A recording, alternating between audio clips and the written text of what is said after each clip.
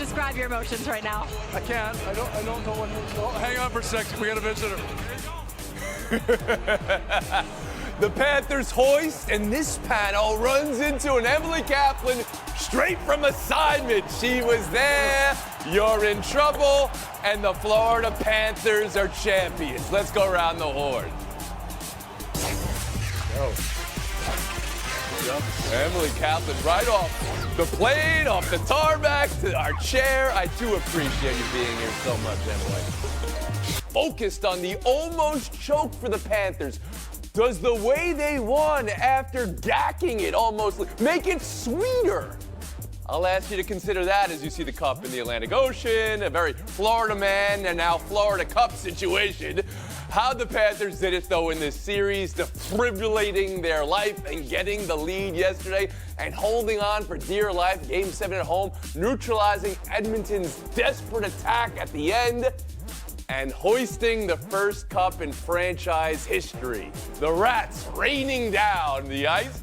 Emily, you were on that ice. You were there. You were in it. Around the horn to you on how the Florida Panthers did it. I'm glad I'm in my own box because I think that cup got more showers than I have since the game ended. The Florida Panthers are the team with the strongest identity in hockey. They're the best defensive team in hockey. 2 years ago, they were setting all types of offensive records, and then Paul Maurice came in and said, no, this type of style is not going to win in the playoffs. And now their style is built on bullying teams. It's physicality, their forecheck, scrums after the whistle. They lost their way in those 3 games when the Edmonton Oilers climbed back. I think it was all getting in their mind. They were scared to make those hard plays. But as Paul Maurice told me after the game, of course, this is the way it is for us. It's never easy for us. And as Matthew Tkachuk told me after last round of dispatching the Rangers, we think our style is really hard to play, but it's also really hard to play against. The fact that they could find it when it mattered most is what this championship is all about. Emily Kaplan was there. Tim Kalishaw, you covered a whole chunk of this postseason to see Florida hoist the Stanley Cup. Yes. What did it for them? I was also there when Colorado beat Florida 28 years ago. So I know it's been a while for those rat-throwing Panthers fans waiting for a cup to arrive. And this was a deserving team, as Emily said. It was the best team. I think it was the best team during the year, even if they didn't win the President's Trophy. It was the best team in the front part of the playoffs. And I saw Edmonton doing to them the same thing they did to Dallas. Dallas could not recover from that. Florida had an extra win in their pocket, and then they were able to. I thought it was an outstanding series, but I thought Florida in Game 7 would be able to do what they did. They take care of business there. They shut people down, and even Connor McDavid, the best player in the league, shut him down the last 2 games. That gets him a cup. Mina Kimes, you want to answer the big philosophical question? Did the struggle make this win sweeter? Well, the almost choke job was relevant insofar as it added a layer of pressure for this team. Maurice admitted as much. I'm not speculating there. But, in 10 years or even 5 years, heck, when we look back on this, nobody will remember it. They will simply remember it, the win, rather, as a triumph for an organization that was long regarded as one of the more unserious franchises in professional sports. They'll remember Maurice, the incredible moments he had after the game, the interview, of course, with Emily, but also his comments were just honestly one of the more moving post-game comments I can remember after a championship from a coach.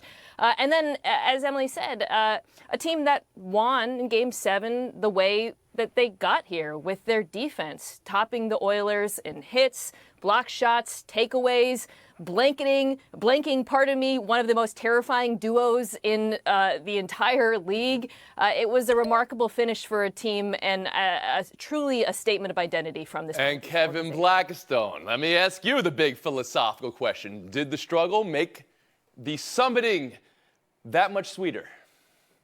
I guess it did. It was certainly a fitting ending because Game 7 was emblematic of where the first 6 games went in this series, right? Fall behind and then have to come back and save the day. And so that's what happened here. So I guess that it does, and the fact that it's the first 30 years, the franchise history, to have the cup down there, that does make it sweet. It does make it memorable. And how did they do it? As everyone alluded to, they did it with defense. I mean, they shut down the duo. Bobrovsky, who looked like he had lost it, right? He'd given up 12 goals in the past 3 games, all of a sudden regained it. And he didn't have to work incredibly hard with 23 So 123 total shots for Edmonton in the game. You're right. Correct. That's how that defense works. It's not even like we'll just stop. You don't even get the shots off. That's the magic of the forecheck of this team.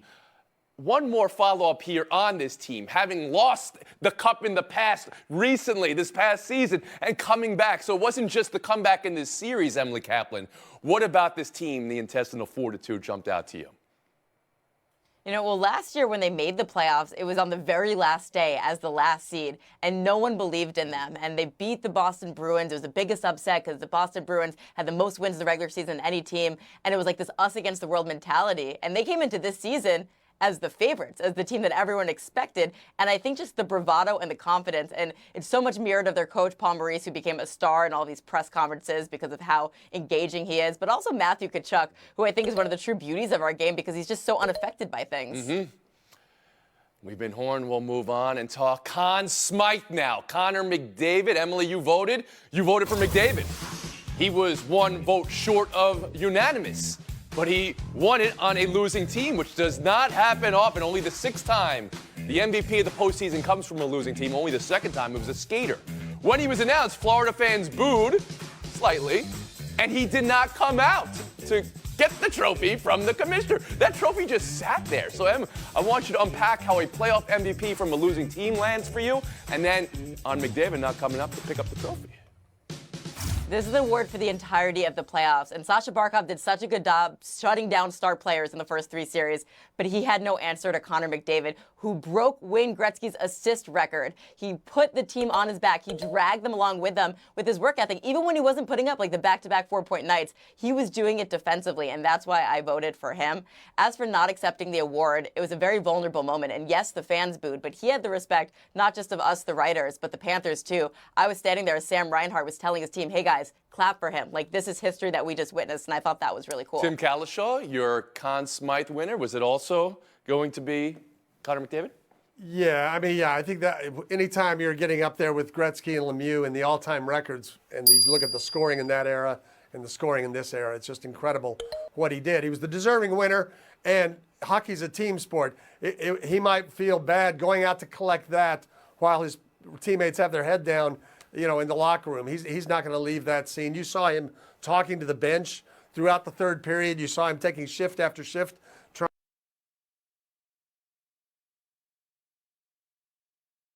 you know, spark out to collect that while his teammates have their head down, you know, in the locker room. He's not going to leave that scene. You saw him talking to the bench throughout the 3rd period. You saw him taking shift after shift, trying to, you know, spark up. NHL decided to give him that award on the opposing team's ice, where the opposing team's fans are celebrating a team victory. This is an individual award, and I think that they should rethink how they award it or where they award it. And good for Connor McDavid to say, no, thank you, stay inside, and let the fans of the Florida Panthers celebrate. Oh, so you're saying the cup should be the first thing you see when Absolutely. the season's over, That's what that's all about. especially when it's being celebrated on a home ice. Absolutely. Emily, last word here on McDavid, 3-time MVP, 9 years in, and no cup. Yeah, I mean, and he put the pressure on himself, right? Because at the end of last season, he said Stanley Cup or bust. We're appreciating and we're witnessing just one of the greatest to play the game. As Mina mentioned, we can't say he's a GOAT yet, but he's going to get there, especially if he wins. And also, he played through this entire playoffs with a very serious injury. Just consider that a total hockey guy, and he was able to produce what he did. Talk to me about Edmonton now, the what now for a team that had also just a historic season, right? The way they started, the way they fought back in this series, Emily. What's the play for the Oilers? Well, you're looking at it right now. That's the big question, Leon Draisaitl, because he's eligible for an extension right now. And the question is, does he want to stay in Edmonton or go to another team where he can be the star? And that's going to change the fortune of this team. I think there's encouraging signs that a lot of depth players showed up. A lot of young players did show up in this series. But there's a lot of uncertainty. It's really hard to go back-to-back and produce this type of result. I think Stuart Skinner has arrived. Paul Coffey, an assistant coach, they told the Hall of Famer, uproot your life, come behind the bench when they were in this much turmoil in November. Does he want to stay on? And he did a great job behind the bench. So a lot of questions for them this offseason. And Tim, can you see this team, Edmonton, doing what Florida did, having the disappointment and coming back? Well, that's going to be the goal. And if you look at their record after Knobloch came in and where they would have been in the standings, they could have had the number 1 seed in the West. But there's kind of a big 4 out there: Colorado, Dallas, Vegas, and Edmonton, and maybe Vancouver stays in that mix. I don't know. That's a big cluster of really good teams that are going to have similar rosters next year. It's going to be a tough fight. But they have Paul Maurice, who a lifer, as we always love our coaches to be, hoisting and where he was with you, Emily, on the ice. And later I heard it with Scott Van Pelt and Kyle Bauskuskas of Sportsnet as well, talking about how it lived up to the dream he had and also exceeded it, lifting up. And he said it was about the hugs. The best part was the hugs, hugging his players, and I loved hearing that too. Remember, get those hugs, everybody. Buy or sell next. JJ Redick, an intro presser for the ages. Let's take a listen. I have never coached in the NBA before. I don't know if you guys have heard that. I want to become a great coach in the NBA, and I want to win championships. And I want my players to maximize their careers. That's all I care about. With LeBron, I want him shooting threes. Anthony and I already had a conversation a week ago. The idea of him as a hub. JJ and I have had some really robust conversations around innovation and sort of even gamifying player development. Mina Kimes, how do you hear Redick and Pelinka there? What do you think it all means for the Lakers?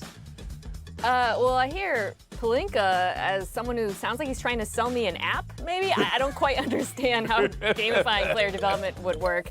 As far as JJ goes, look, he's a great communicator. You see that there. We knew he was a great communicator. What I found fascinating was the way he talks about how he wants to change the way this team plays, basically shooting more threes. The Lakers ranked 28th in three-point attempts last year. Okay. They have never ranked above 17th with LeBron and AD. So my question for JJ is, do you want to take that, you want to make that shift with the players who are on your roster, or does this signify perhaps an approach to the offense? Tim Kalishaw, how did you hear the intro presser? What I hear is I think we're past the days of Phil Jackson with the Lakers passing out novels and self-help books to inspire his Yeah, players. they're now gamifying it to days- inspire, but I would say those that's days similar. I would. Sadly, sadly those days are gone. You know, I think JJ has a chance. We've seen other ex-players go very quickly from the end of their careers without any real coaching to having some success. You got to have good assistants, you got to communicate, and you got to have a very different team, as Mina just said, to go out there and challenge the Celtics for three-point attempts. How about a chip on a shoulder? Do you have to have that, Tim? Do you have any view of that? Because there was the profanity. Yeah. There was another clip going around. We didn't show there, but it's there. He's trying to show it's there, and I thought he was fine with that. He overdid it a little bit, but that's okay. Emily Kaplan? We've missed the best quote, which is excommunicating yourself from the content space. Yeah, that was another one. Yeah, chip on the shoulder. I would like to be there. I think he came across as really arrogant and confident, and that's okay because that's who he's been since he was 18 years old at Duke as the villain. And this is one of the toughest jobs in sport with so much scrutiny. And I just feel like because of his resume, he's uniquely qualified just to be immune to it all and be himself. And I think that's a great fit for the Lakers. Kevin Blackstone. You talk about a chip on his shoulder. You're using microchips to get this team ahead. That's the chip. That's the app again, the Gamify, yes. I think the thing that jumped out to me was that he said he had not talked to LeBron James, which either means he's not telling the truth, or if he didn't, he didn't do himself due diligence before he took the job. Can I say this for the record? We are thumbs up on gamification. Thumbs up on gamification. Although I don't question whether it's a Duolingo thing for these younger players. Every day they got to open up a spreadsheet and do 5 minutes worth of play diagnosis. Very interesting. We'll move on. U.S. track and field Olympic qualifying. Devastation for a thing Mo yesterday. Let's talk about it. Going down in the track, If you view that as a fall or a trip, I'll hear you out there on the end result, though. The 22-year-old gold medalist from Tokyo and world champion from 2022 and national record holder in the 800 is out, unqualified for that race for Paris. Her coach, the great Bob Kersey, lodged a protest. She was spiked from behind. That protest was denied. Of course, jubilation here for the three qualifiers for the national team. The winner was Nia Akins, who shockingly and devastatingly fell on the track last qualifier while contacting with Mo in the race. So we just had a national discourse on Olympic roster selection for basketball and what priorities should be. With track and field, you know what it is. It's about winning the races or qualifying in the top three. Kevin, how do you see it all? Well, first of all, Bobby Kersey's been around forever, and he said in his quote, I mean, this is part of the game. That was incidental contact. The 800's a very difficult race when you bunch up coming off that first curve, and that's exactly what happened. Unfortunately, this is the way the U.S. Olympic track and field trials are run, and that is what makes this the greatest track event on the planet Earth every 4 years. You go in, you have to win. It doesn't matter injury or anything else, and then you move on. So you don't believe there's any protest that could be filed? There's any, of course, extra benefit a national record holder would have? Emily Kaplan, how about you? Nope. It's why the Olympics are the most beautiful but excruciating sporting event in the entire world. I mean, Nia Akins ran the race of her life, like a personal best, and you're going to tell her that she doesn't deserve it? She also had this cruel fate in Tokyo, right? Like, she fell and missed the team. Like, this is what qualifiers are for, and sometimes it's unfair. Life's unfair, and the Olympics are definitely unfair. I understand the sentiment. You want to send your absolute best, and that's a gold medal winner. But as KB said, there's just no way around it, and you can't just tell others, okay, we got one automatic qualifier, and we're going to have these other two spots. That wouldn't work. You've got to go with. And Mina Kimes. Okay, you can't do it this time, which is to say you can't change the rules post hoc, but it is something I think that the U.S. should consider going forward so that they can ensure they send their best. But I agree with fellow panelists. I also don't think that was a trick. Kevin, do other countries, federations use a different system depending on what they decide? Yeah, they may use a national champion or somebody that has a record. They may do that, but here in this country, we do it differently, a very democratic Mo, way. one of the superstars of the track world, and of course the last games, and so young at age 22, still can qualify for a relay, which she won gold in the last Olympics, but not in the 800. Mina Kimes, Tim Kalishaw. We're going to have to gamify a little bit of the results here today for you to come back stronger next time. Kaplan, Blackistone, showdown next. Ever College World Series Championship, magnificent game. Tennessee 6, Texas A&M 5. So how about this play in the 7th? The whole play, the relays and the ball up the wall. And Hunter Hensley avoiding the tag. Take another look. This was Tennessee's 6th run in a game that ended 6-5, so it decided the game. Emily, how will you remember Tennessee's championship? That's one of the most athletic plays I've ever seen in baseball. That base running, I mean, base running coaches everywhere are salivating. This is the example to show. And then the helmet spike at the end, we cut off, but it was quite swaggy. Kevin Blackstone. Well, first I was going to say the first team, #1 to win it all since in a quarter century, but that play right there, that goes down in lore. Absolutely. We'll split the points. We'll move on. NBA draft preview extravaganza. Every pick in order. That's what I expect. Let's go around the horn. Kevin Blackistone. Okay, maybe not. But most interesting development you can foresee so far in this draft. Well, everybody's going to pay attention to where Bronny goes, or if he doesn't go, which would be a shocker. But I would also want to see where Edie is going to go. A guy that big who doesn't shoot it, is he still an NBA player? Emily Kaplan. It's all about the Spurs for me. Wembanyama is going to top off as like the best player in the league 1-2 years from now. They've got the #4 pick, #8 pick. What players they put around him? Did they get one of his French buddies? Not a lot of visibility into this draft. It seems like it's really up in the air. I'm also looking at Zach Edey because he outplayed Klingon in the national championship game. Yet somehow it's like, could he make the NBA? Yeah, he should make the NBA if he's outplaying the guy who's going to go in the top 3. Point Stone. We'll move on. Showdown 3 from the Give That Fan a Contract files. Orioles fan makes this incredible catch with drink and phone in one hand, baby stroller nearby as well. And here's what he said after. But when you're good, you're good. Emily, is that a better catch or better quote? One of the best baseball quotes I've heard since Yogi Berra, and as someone who's talked way too much on national TV the last 2 months, I like just the simpleness. Kevin Blackstone. And it's accurate. This guy was a championship baseball player at Chesapeake High School, Whoa. apparently. So he should be able to make the Research. catch. Great. But there's nobody around him. Nobody to jostle him out the way. Good play there. Wow, I didn't know we knew about his high school career. I only know him as a great church softball player. Kevin Blackstone, 30 seconds of FaceTime. I just want to say in 1992, I was at the track and field trials down in New Orleans. It was the year of Dan and Dave, number 1 and number 2, basically in the decathlon around the country. I get a call from Ken Stevens, who was covering the Olympics at that time for the Dallas Morning News. He says, hey, you better get over here this particular morning. I said, why? I'm coming over in the afternoon for the sprints. He said, well, Dan O'Brien just missed on the pole vault, and he will not be going to the Olympics. Unbelievable. Unbelievable. So that shows you how cutthroat the U.S. trial can be. Yeah, you could be number 1 and number 2 in the world and still miss the Olympics. Unbelievable. Williams can stoke Chicago's championship dreams, plus former champ Klay Thompson and Paul George at the center of NBA free agency. We'll get to all of that. We're going to start with the NBA draft because that is just over 24 hours away, and we've got the Hawks picking number 1 in the draft for just the second time since the modern draft era began in 1966. Atlanta won the lottery despite clinching a play-in spot last season. They only had a 3% chance to win that number 1 pick, and alas, they got it anyway. UConn has 2 projected top 10 picks in Donovan Clingan and Stephon Castle. This would be the second time in the modern draft era that the Huskies have multiple top 10 picks in the same draft, joining Emeka Okafor and Ben Gordon. That was back in 2004. And this could be the second straight year that a Frenchman goes first overall. 19-year-old phenoms Zachary Risacher, Alex Sarr are expected to occupy the top 2 spots, and our analytics give Sarr a 73% chance to go number 1. Despite what the analytics say, though, our friends over at ESPN Bet, well, they have Risacher as the odds-on favorite for that number 1 pick. Sarr sandwiched between the 2 Huskies players for the 3rd shortest odds to go first overall.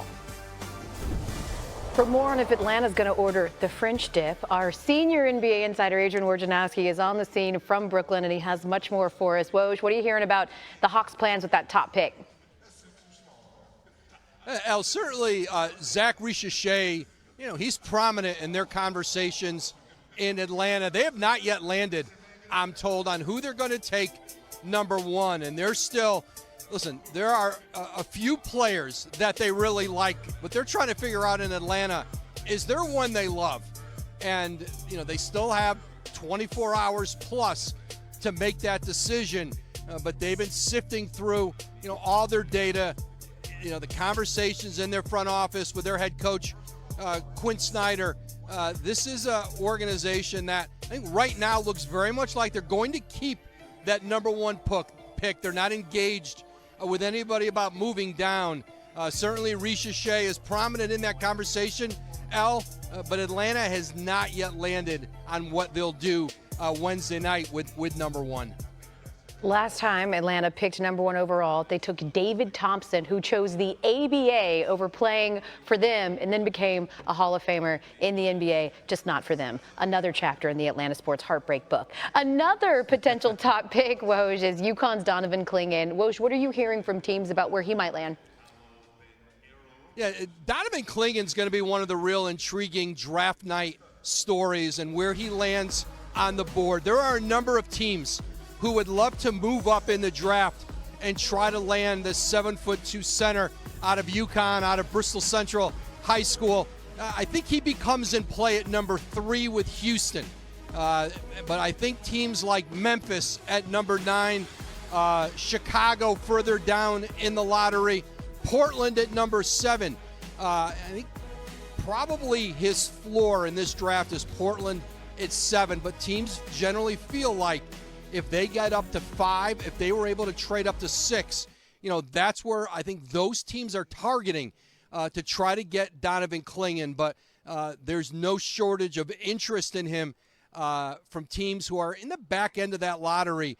And I think so much is going to depend on draft night. And if he starts to move from 3 to 4 to 5, I think the sweet spots to try and trade up for Clingan, number 5 with Detroit, number 6 with Charlotte. Yeah, you mentioned it, and it was just on the screen for the folks at home that our current mock-up on ESPN.com has Klingon going 7th overall to those Trailblazers. Woj with the absolute latest. We're just over 24 hours away from the NBA draft. Thanks, Woj. Hey, more ahead from the draft on SportsCenter. Jay Billis is standing by. He's got his expectations for the duo of French stars that are set to hear their names at the top of the draft tomorrow night. Of course, for the newbies, their goal is to win a championship. Certainly, we just saw a team do that last night. Game 7 last night, Stanley Cup final. So much interest after the Panthers looked like they were going to blow a 3-0 lead. But in the second period, tied at a goal apiece, Carter Verhaeghe gets the puck, passes to Sam Reinhart. Watch this. Right down the right side of the ice, rips the shot. It was basically a seeing eye shot from Reinhart on this one. Panthers take a 2-1 lead into the third.